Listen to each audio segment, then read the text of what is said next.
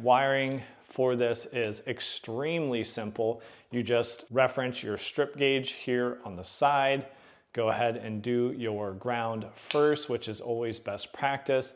And then depending on if you have similar lengths on both of these, you can kind of introduce them at the same time and then close down both of those levers. Now we have no exposed metal on the side. We have no exposed copper on either our neutral or our hot. So you can see that is a pretty tight little package on install, and the speed is a big improvement. So why do I say it's the way going forward, right? I'm just a DIY homeowner, but I put hundreds of videos out on DIY electrical. Pay attention to the market, go to different conferences and get thousands and thousands of your comments.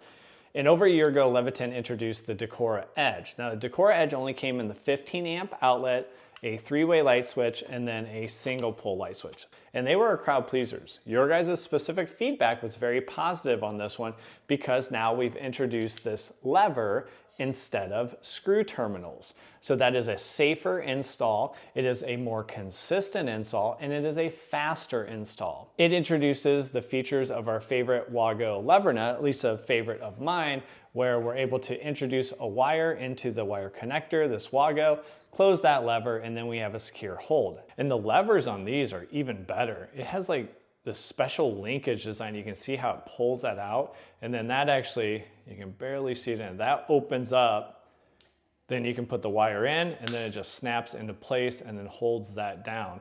Pretty cool design, and even comes with test ports here for your multimeter if you had to do any troubleshooting. So you have your weather resistant for outside and then just a standard tamper resistant, both in 15 amps. Now, one thing that is worth testing, if I press a wire in,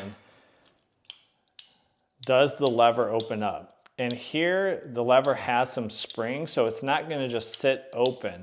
Why do we test that? Because that's one of the most common negative feedbacks on a Wago lever nut is once you have the wire inserted, then there's some play here on the lever. You see how that doesn't spring back? So this can kind of get caught on wires in the box. It looks like that is not the case when it comes to these Edge series devices. With a wired in, you still are gonna have a spring that's gonna bring back your lever, so these are not sticking out, getting caught on things in your box. But let me know what you guys think down in the comments. Overall, I think it's a great upgrade, and I really like these lever edge. I actually like them quite a bit more than the Decora Edge because of those features that we saw that were more like a commercial grade outlet with the convenience of the levers.